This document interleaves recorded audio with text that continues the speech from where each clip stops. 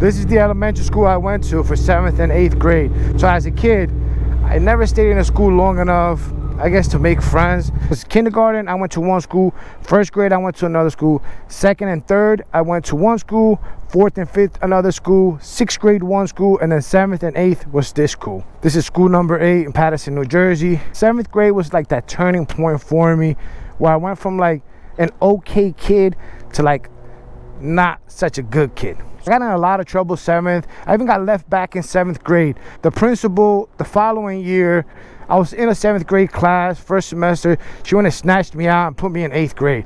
She was pretty much done with me. I gave this principal a run for her money. I guess I needed attention. And the school itself, I wasn't a kid that was here from kindergarten to 7th to 8th. No one really paid attention to me, so I kind of got lost through the cracks at home and here. 8th grade, I wasn't able to participate to the trip to Washington. I wasn't allowed to go to 8th grade prom, and I wasn't allowed to graduate on stage. They pretty much just sent my diploma to the house and were like, get out. So that tells you a lot about who I was as a kid. I don't think I was always that bad. It's just that little turning point. I don't know what happened, but yeah, 7th, 8th grade was rough. I gave these people a run for their money. Sorry, but I turned out okay, I think. This right here was an area where I hung out a lot. All the bad decisions here. Right up the street here, I got arrested. Did time for that. And nothing much has changed around here. Kind of looks the same. Spend a lot of nights out here.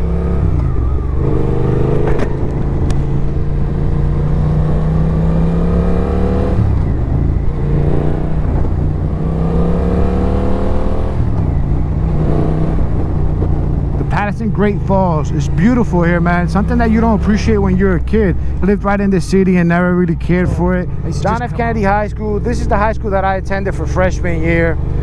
Unfortunately for me, I got in so much trouble that my mom could not keep me in this school. I was actually 15 when my mom signed me out of this school. It's crazy. I just kept getting into fights. The one fight that really sticks out is the one in the classroom. I ended up fighting this kid. The teacher got in it. She got hit. The school wanted to expel us for it, but she wasn't the intended target, so the school kind of just gave us a 30-day suspension. Yeah, it was a horrible high school experience for me because, you know, I was getting in trouble. I didn't get it together for some reason. I was 15, you know. But anyway, right after that, my mom signed me out. I was like, dude, you got to figure this out.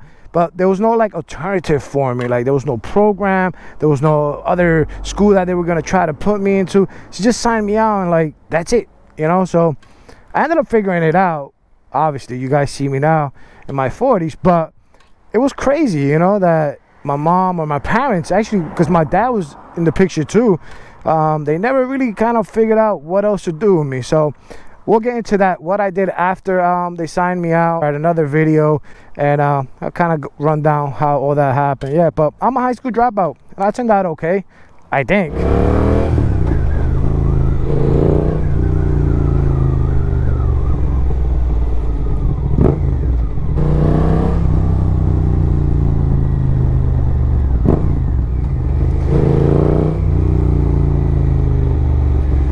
So, wow.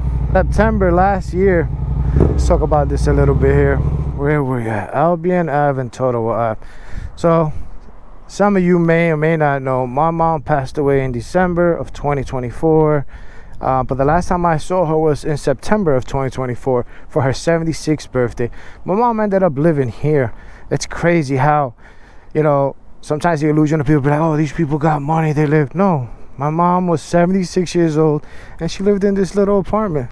You know, she made some decisions in her life that led her to here. The last time I was here, I was sitting in this stoop here. But the family gathered here for her birthday. We hung out here. Then nobody else seen her till December. That everybody met at the hospital. It's crazy how just time flies, because what, we're in July already and her birthday's coming up again in September. But it's been that long already, you know, at least 7 months since she's been gone. It's sad. I figured I'd come, just kind of visit the last time where I saw her. You know, it's crazy how time flies.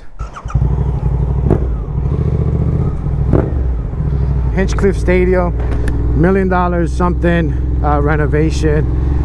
Happy that, you know, they've done something to this place. I've never been inside of it. I would love to come back and visit for something. It's cool to see that they did something with it. And all this, the falls, man. When I lived here, I never appreciated it, but now that I'm older and I could come back and visit, it's beautiful, man. I wish I would have appreciated it when I was a teenager. But when you're young, you take shit for granted. And now that I'm older, I'm like, damn, it's gorgeous there. If you guys are ever in Paterson, New Jersey, man, come check out the waterfalls.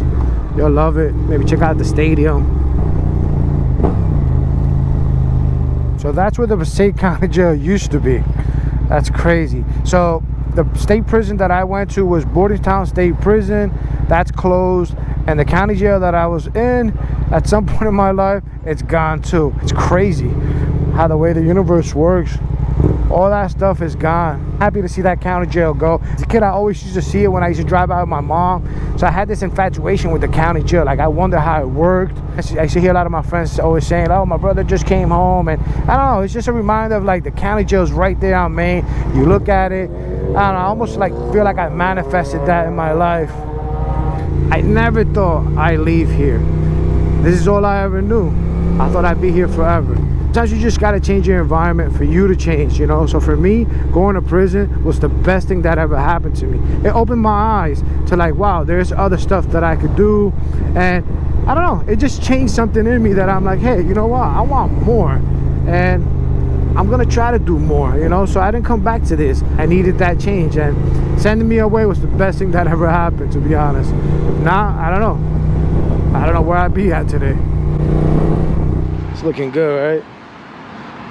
Got the bike out in Paterson, New Jersey. I bought this thing in Florida, brought it out here. It's in Delaware. I'm trying to get out, man. I'm trying to enjoy life a little bit. I personally don't need people to ride with.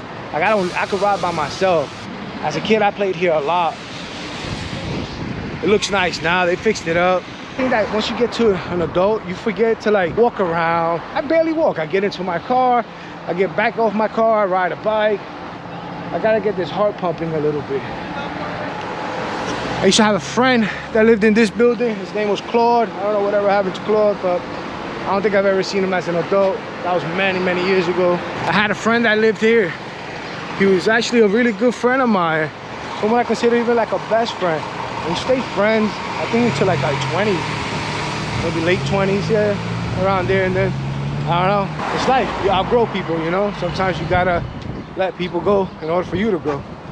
I'm not the same person I was 5 years ago. So for me to stay hanging around with people when I was 15 to my 20s, I changed too. So it happens. At one point when I was a kid, my parents moved to Puerto Rico. That's when I did 4th and 5th grade over there. Don't know why, because I was born in Brooklyn, New York, raised here in Jersey. At some point my parents went on vacation and it's like, we're moving to Puerto Rico. I had no clue how to read or write Spanish, and that was rough. But we ended up being there for like 2 years, and then we came back. At that point, we ended up coming to live here. This is Pacific Street. I don't know, I was like maybe 10, 11. We ended up living here.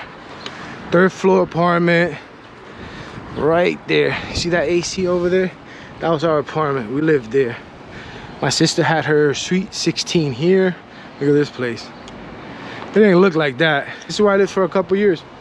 Yep, 192 Pacific Street. I always remember that building. I still used to come here and hang out. I was drinking one night. I was sitting in these steps here. There was a kid running their mouth over here. I said something, and they were like, well, I'm gonna call my mom. And I was like, fuck you, call your mom. A cop car pulls up. Her mom was a cop.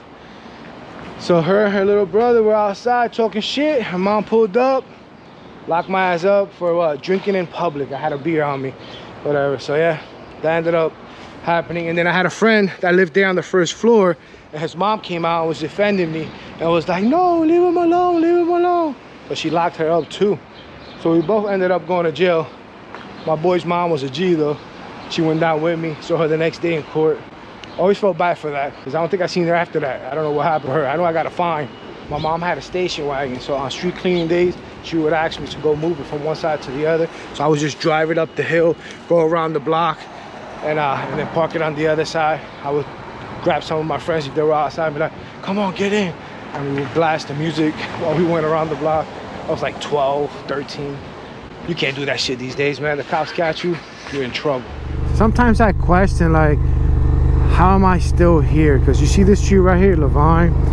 When I first got my license, I would come out here, and one night we were drag racing. The car that I was racing falls behind, hits me in the rear. My car spins out 360, and I almost hit one of the buildings. Like, I stopped this close from crashing into that freaking building.